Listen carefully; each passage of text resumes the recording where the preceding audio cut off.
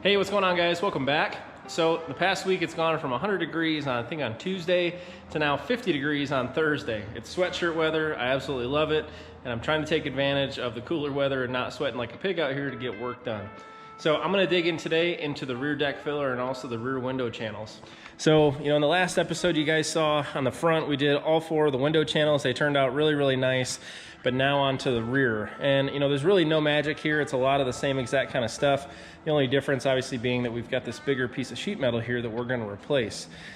Now this did come out of our big parts haul that we got, so that's really nice, and I don't have to go out and buy another one. And just looking at overall the fitment here, it's absolutely spot on fitting. So you can see, I've kind of laid it over here on our transition seam here for this trunk channel here. It's really nice there, lines up well where our rear quarter is. All the way around here, well, I guess I don't really know how it fits because as you guys can see, I have like no lower window channel here at all on this rear deck filler. So I just have to trust it's gonna work out and be just fine. Again, on this side, everything lines up really, really nice.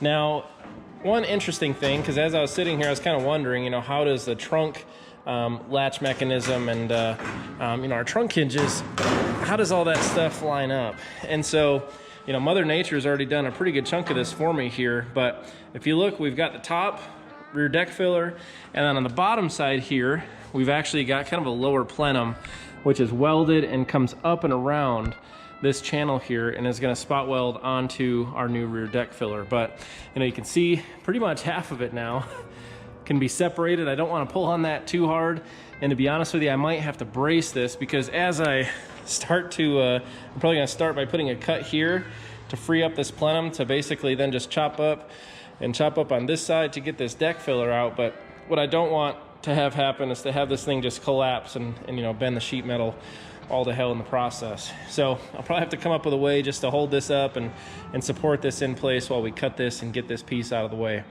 So like we did with the front, we're gonna start here just with the bottom. We're gonna get this line looking really good. We're gonna make sure that we've got good quarter panel transitions on both sides. And then also here on our trunk gutter, we're gonna make sure that this all lines up and lines out really nice on both sides. This one's got a pretty big spot that's just totally caved in. Something heavy could have fallen on top of that and done that. But nonetheless, we're gonna make it right. We're gonna make it look new. And I'm gonna show you guys how to do every step of it. After we finish this bottom, we're gonna then move on to our window channels here on the rear. Again, no magic on this. It's pretty much the same as the front. So, we'll mark it with tape. We'll make really nice lines here. We'll shrink and stretch if we have to. On this back window, you can really see it here where it dips into the corners. And like the front, it's also round that way. So we'll cut it in half. We'll do the front half, or the left half, excuse me, then the right half. And yeah, should be pretty straightforward. Unfortunately, it probably is going to take me about a week to do the rear channels. It's really time consuming. But I'm going to get the camera set up. We're going to support this lower plenum area and get to cutting. So let's get to it.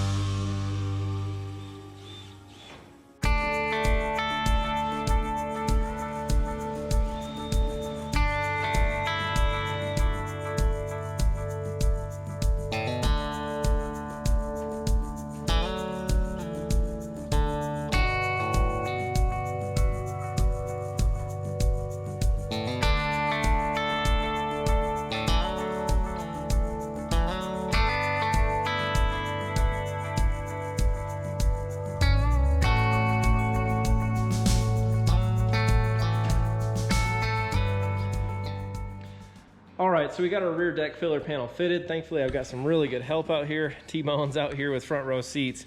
But we've got it all clecoed in with plenty of clecos here across the whole panel. But this is a really good alternative to using tech screws, and it's a really nice, quick way to hold the panel in place. But you can see here to start off with, our curve where our trunk, our trunk gutter is here lines up really, really nice. There's a little tab here that's on the edge of our deck filler panel that was a bit tricky, so I ended up having to oversize this little piece here, but no big deal, we can fill that. Overall, the panel fitment's really nice, but where the panels where they kind of get clamped together and you spot weld kind of up between them, on the quarter side of this, as I was sanding it off, it ended up getting really, really thin. So what I'm going to do, I'm going to chop that off, and we're going to actually reshape the lower side of this. That way we have a really nice surface to clamp together and weld it all together. You can see here this corner's popped up just a little bit. There's a little tear there in the metal too. We'll fix that once we get this new panel out of the way. One thing I did find that was really, really helpful here is that this bottom channel, this brown channel, you can see it's actually curved over, and this will grab onto the deck filler, and you can lift them both up together. And it was just an easy way to help hold that up and hold it together with that nice channel piece. Now I will have to go through and straighten this and clean that up, but not a big deal. On this side, again, the trunk gutter lined up really nice. I made the same little overcorrection and cut there, but this seam looks really good too.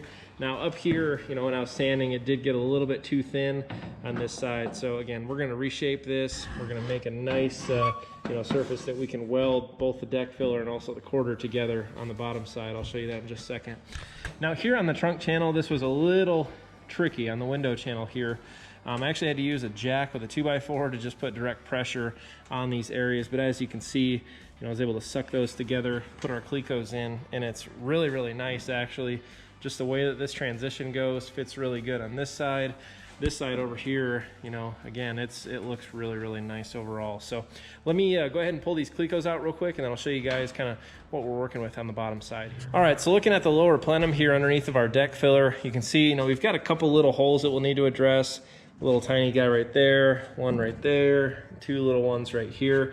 Nothing major whatsoever, and to be honest, a lot of this is going to clean up really, really good with just using simply a wire wheel on that panel.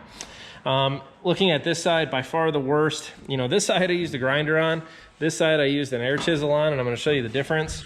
And you can see here how ugly that cut turned out here. We're going to have to sand this and shape that so it looks a lot better. But also down here, it's hard to see, but you can kind of see the shape of that. I used a grinder and it turned out really, really thin. And I'm not pleased with that. We're gonna cut it right here at the seam, and we're gonna add just this flat piece on the bottom side here so we have something good to weld to with our new deck filler panel. This side here, I used the air chisel as you guys saw. We were able to save this. That turned out really good. Provide a nice surface for that to weld to. And then also even down here, I still got some cleanup to do on that, but this side turned out way, way better, with the exception of this little crack or this little tear here, as you can see, but not a big deal. We should be able to hammer that down and weld that no problem. So really not too bad from here. Panel goes in pretty easy. As you guys saw too, there's spot welds here along the plenum, which, if you look at this, it's really just along here on this bottom side. There's welds, as you can see here, the original spot welds across the top, which again is up here on this this lower window channel piece. So pretty straightforward, guys. It's not too bad. We're definitely gonna spend way more time fixing the stuff that I messed up than it will actually probably take to install the rest of this panel. So let's make these repairs and let's get this thing installed.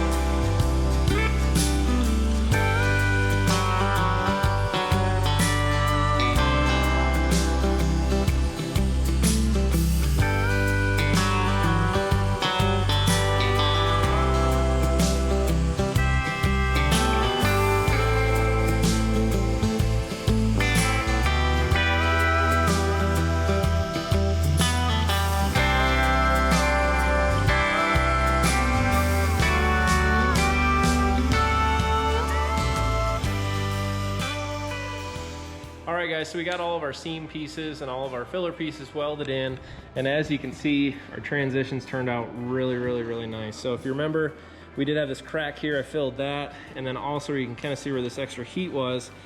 We did have a pretty big gap on the quarter side. I was able to fill that, and this transition you know, turned out really nice. The other side turned out just as good here, and really tight fit all the way across. Fits nice and level, and it should turn out really nice. I did leave a little bit extra here for the tab. Actually, it was just bad measuring on my part. I figured I'd trim it at the end, but I was able to bend that over, and we'll actually just turn it right into our newer window channel, and we can weld those two together and tie this all in really nice. I did go underneath here, and there were a little bit of extra metal pieces here. You can see this silver piece is part of that patch that I just installed. So went around, traced this real quick with my marker. Once I get this filler panel back off, I'll go through there again and just make those trims. We still got this piece to do here on our lower plenum. You can kind of see this is just stuff that bugs me. It's just kind of sloppy. I don't want to put this on my final product here, but you know, this metal right here, we're gonna just take a flap wheel. We're gonna level out the whole thing. We're also gonna grab our wire wheel real quick and clean up that lower plenum and get it in some Eastwood rust encapsulator. So my friends at Eastwood sent that over to me to try out, and looking forward to trying it out. It's a POR 15 alternative, probably about half the cost of POR 15 as well. So we'll give it a shot and we'll see how it covers. So let's finish this up and get it ready to weld in.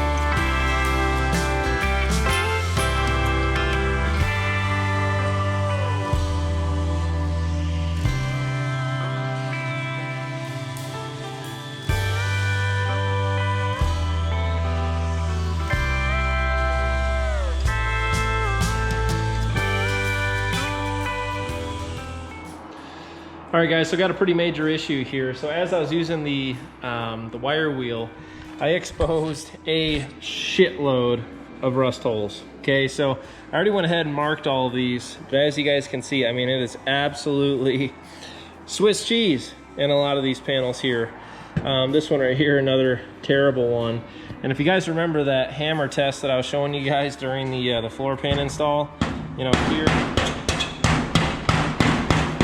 you can see that I can open up every single one of these holes, that it's even bigger than what the holes show. But, you know, again, I point to the window channels going bad and the water getting into the car.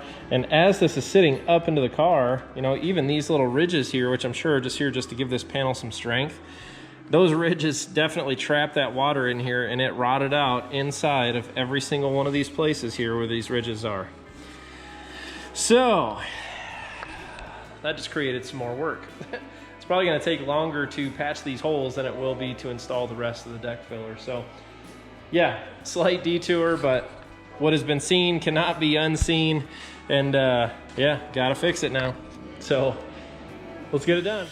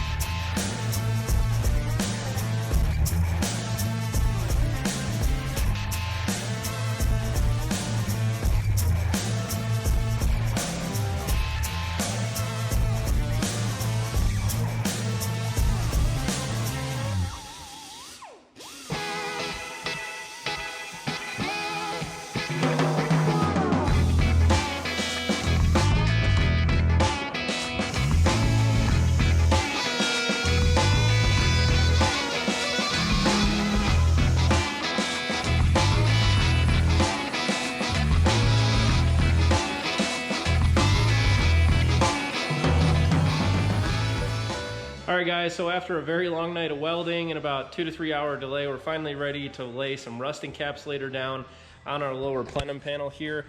So as you can see, we added our 4 patches. Those turned out all right. Still got a little bit of metal finishing to do, but no big deal there. We also filled our holes that we had down here, but basically all the other holes that I talked about earlier were all inside of these patches. So yeah, so we got all that done. I am gonna throw some tape down on our seam here, as well as down here after I clean this lower section up just a little bit more. And that'll just prevent the rust encapsulator from getting on those, and then we'll just go through with our weld through primer and cover those before we finally put the new rear deck filler panel in there. So for this, I'm gonna use, for the first time, I've never used it before, but Eastwood's rust encapsulator. Now, if you look at the condition of this can, I don't know what it is. Everything I order from Eastwood online over the years, it looks like somebody's played a pickup soccer game with almost everything. I think with our 2K epoxy primer, like every one of the caps was broken. Some of the paint had even been discharged in the box. So just an FYI heads up, I don't know what's going on at Eastwood, but let me know if you guys have had similar issues there, but this can is really, really beat up. So a lot like pour 15, I'm pretty sure that once I pull this lid off, it will likely never go on flat again. So I'm gonna be sure to get good coverage on this. We're also gonna coat all of our trunk hinge mechanisms as well, cover those so that way they look brand new. So let's pop open this can and get it covered.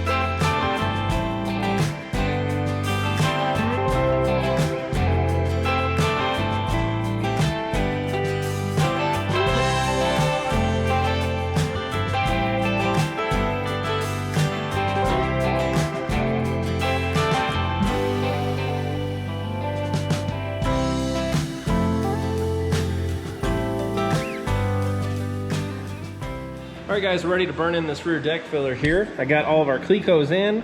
Fitment is spot on both sides here. Really nice and flush here on both sides. Now we still have a little tiny piece here to fill.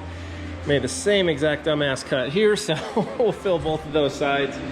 But if you guys look here on the bottom, I did drill the holes outside to inside. Just figured with this trunk latch here, this trunk hinge mechanism, that it would be a little bit easier to get to from the back side. So I'm not sure if you can totally see that or not, but it's all clamped up and ready to go.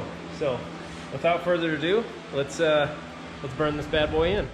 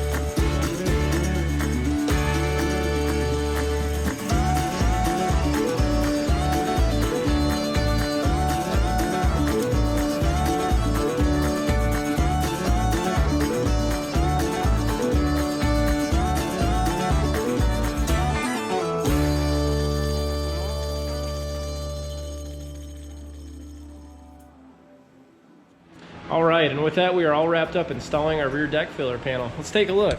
So if you look here, everything is in epoxy, so it looks really, really nice. All of our welds, all the way through our gutters and our rails here, top and bottom, everything has been ground down, and it looks really, really nice. Here along the transition and up onto our quarter, perfectly straight line. Gap looks good there. Here on the other side, kind of again, the same thing here. Gap looks good. Have to clean this up a little bit here in the corner just when we start doing this window channel here. And that kind of brings me to my next point. Just knowing how long the fronts took, I'm going to break this up into two parts, and we'll do a part two with installing the rear window channel and replacing that. So, oh, we got somebody in the way here. But here you can see the rear window channel. I mean, it's just as bad as the front. Now this side is interesting. It's actually got some cracking up here, up at the top of the, I guess it'd be the C-pillar. But I'm interested to investigate that, dig into that. I'm not sure if it's just some of the original lead maybe popping out here, but we'll definitely do a deep dive into that and fix that and make it right. can see here up along the upper window channel, a lot of the same kind of stuff. Okay, here down the side, same thing. So, if your car is as bad as mine and you need to do the exact same type of work, if you haven't done so yet, hit that subscribe button. If you like what we're doing, also help support the channel. Got merch for sale, Rust Bucket Restos shirts. Reach out to me on Instagram until we hit that 10,000 subscriber mark, and then I'll have it up on our own merch shelf here on our YouTube channel. So with that, you ready to wrap this up? All right, guys, hope you have a great week. Take care. We'll see you next time.